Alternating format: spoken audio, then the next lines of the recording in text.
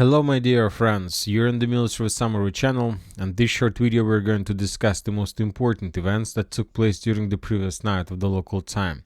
And first we're going to talk about Poltava area. The Russian sources published another video from this direction. I'll remind you that a few days ago we got the video of how the Russians destroyed the squadron of Su-27s, then we got the video how the Russians destroyed the helicopter, and today the Russian sources published the video how they managed to first discover the Ukraine air defense system and then to destroy this S-300 system as a result of Iskander strike.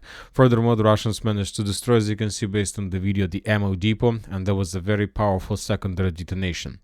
Now let's move further. Let's talk about Kharkiv direction. According to the Russian sources, according to the Group of Forces North report, the Ukrainians continue attempts to counterattack the Russian positions. During the previous 24 hours, the Ukrainians were attacking the Russians in Gluboka, and as a result of those attacks, the Ukrainians suffered significant losses, and the Russians are saying that Ukrainians on Liptsy direction lost up to 70 soldiers just during the battle for this small village. I'll remind you that just yesterday we were talking about significant losses among the soldiers of 92nd Assault Brigade.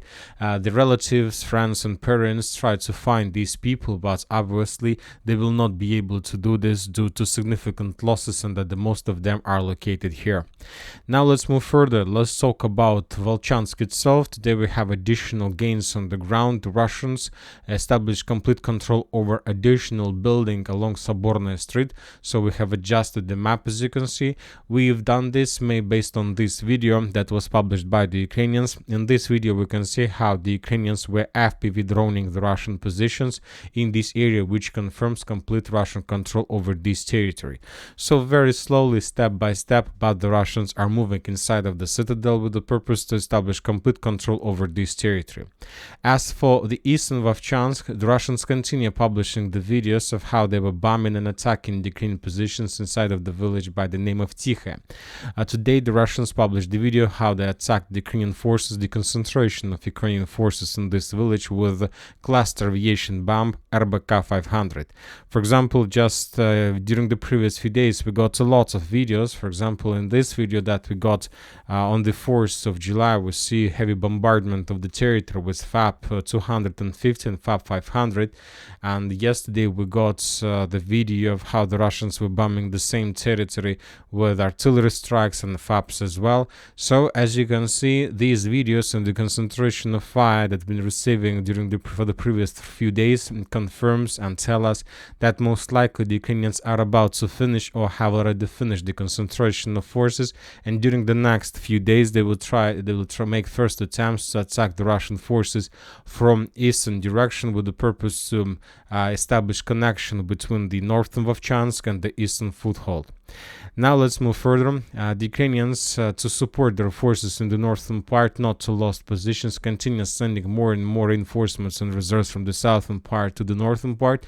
The Russians stated that as a result of those attempts, the Ukrainians lost up to 65 soldiers.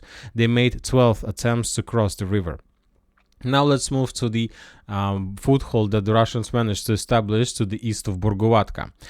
During the previous 4 days, the Russians were reporting that they were, let's say, improving their positions, that they were moving more and more forces in this area. The Russians reported that they managed to answer forest and started developing and expanding their foothold in this area as well. And as for today, as for the 6th of July, the beginning of the morning, according to the information we have, during the previous 24 hours, the Ukrainians made first attempts to counterattack the Russian forces in this area with the purpose to destroy the foothold or to conduct reconnaissance in force or reconnaissance operation. Those attacks were repelled by the Russians because they have managed to already concentrate a significant number of forces. The Ukrainians lost up to 7 soldiers during those battles for this foothold. So as I understand, starting off today, we're going to receive more and more updates about the situation in this area. So probably the battle for Prilipka has started. Now let's move further. We are moving to the line of combat contact, and first we're going to talk about Chasov Yar, Toretsk, New York direction. As for the morning, the beginning of the 6th of July, we haven't received anything about Chasov Yar. Yesterday we got a lot of geolocations about artillery preparation. Maybe today we need to expect the first videos on the Ukrainian side of Seversky Donetsk-Donbass Canal. Let's move to Toretsk, New York agglomeration. We have additional changes on map. We have another improvement. Few more buildings were captured by the Russians along Sadova Street. We got the video confirming the Russian presence in this area. The Ukrainian sources published the video. More precisely, the forces of 28th Mechanized Brigade published the video of how they were FPV droning the Russians in this building, which confirms Russian control over this territory. So the Russians are moving further. Furthermore, according to pro-Ukraine mappers, they partly confirm Russian progress in this area, not as we do, but a little bit less, but anyway they confirm. Now let's move to the second Ukrainian citadel inside of Pivnichne. About this territory, we haven't received any updates regarding the next or further Russian progress in this area, so most likely there are still very heavy clashes, but on the other hand, we start receiving updates of how the Russians began moving in the western direction, and today the Russians improved their positions and capture positions of armed forces of Ukraine along Stakhanova Street. And in this video we can see, we have geolocated video, and in this video we can see the movements of Russian troopers between these buildings. This video was published by the Russian sources, and this video confirms complete Russian control over this territory. So the Russians entered this small block. We don't know for sure whether the Russians managed to capture this big network of fortifications, but obviously this is the primary target for the Russians. After the battle for the stronghold, the Russians probably will try to move further in direction of Pionerovo 8th, which is very important logistic road in this city. As for the north-southern part of New York, today we have adjusted the map. As you can see, we have colored the part of Novgorodska or New York that was confirmed by different mappers, and most of the mappers updated their maps based on this video. For example, in this video we can see the Russian soldier who was bringing bomb or mine, and he discovered the presence of Ukrainian soldiers inside of this building. He dropped the bomb, then there was a very heavy explosion, and the entire position of armed forces of Ukraine was destroyed. This event took place exactly in this building, this one, so which confirms Russian presence there, and based on this video we have adjusted the map. Furthermore, we got additional updates from pro-Ukrainian mappers Deep State. They are saying that during the previous 24 hours the Russians managed to improve their positions in the base in the beginning of this let's say foothold in the beginning of New York to the east and to the west. So the Russians are continue moving. Today obviously we're gonna receive additional updates. Now let's move to the western Avdiivka direction. We have very important statement, very important let's say report from pro-Ukrainian mappers. According to information we have, according to their post, the Russians managed to capture this tree line that located in the southern direction of Voshod, and if this information is correct, then the Russians captured this intersection of the tree line, and basically the Russians established complete fire control over the main supply road that goes from Zhelana to Novoselovka Persha, and currently the distance between edge Russian positions and Ukrainian supply road is less than 1.4 kilometers. So this is already a short rifle fire control, and Ukrainians lost possibility to use this road for evacuation. Currently the Ukrainians still have just one supply road left, but currently it's not even supply road, it's already evacuation road, and we're talking about this line. Most likely during the next few days, and maybe the Ukrainians have already redeployed significant number of forces exactly in this direction with the purpose to secure and to save this supply evacuation road as long as possible. Furthermore, we expect that most likely in the northern part of Novoselovka Persha the Russians will continue moving, and most likely they will try to answer the northwestern part of the village during the next 48 hours.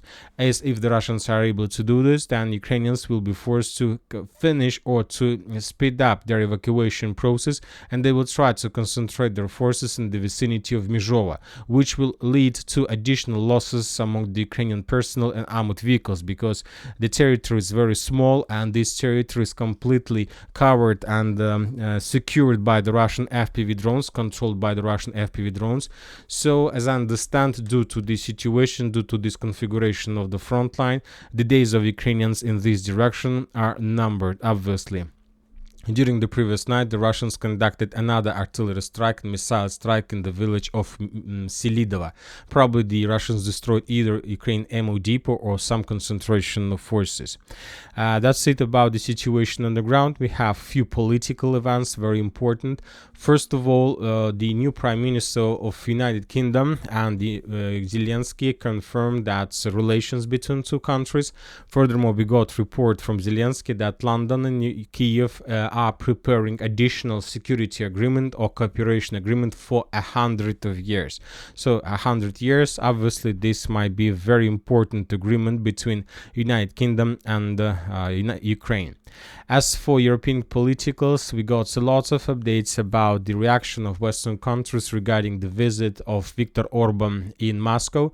And for example, some says that that was a very big mistake and that Orban doesn't represent the interest neither of NATO nor of European Union. But on the other hand, we have, for example, a report from Prime Minister of Slovakia, Robert Fico, who stated that if he wanted to visit Moscow as well, but his health didn't allow him to do this.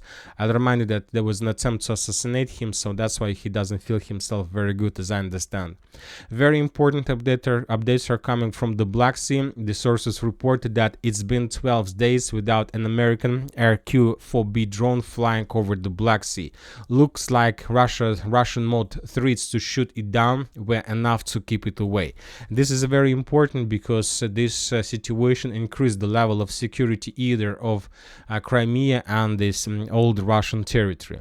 Very important updates are coming from Iran. According to information we have today, the president elections has ended in this country, and the next president of Iran is going to be Masoud Pezeshkian.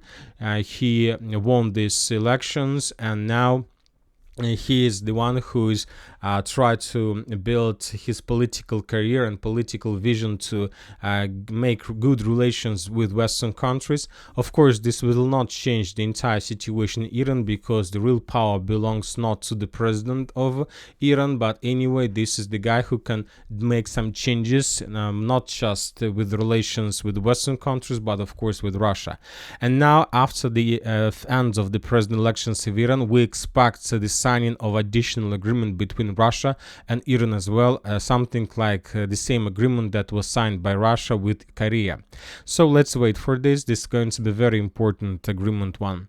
And the final updates are coming from the United States of America. We have reports that during the upcoming summit in NATO, NATO summit in Washington, Russia and China's relations will be discussed during this summit, and NATO countries will make a common statement regarding China, and probably after this summit we're going to see some sanctions over this country as well. And that's it for the short video. Military Summary channel reminds we condemn any violence in the world. Thank you for watching. Subscribe to my channel, put your likes to my Patreon, and have a good day. Bye bye.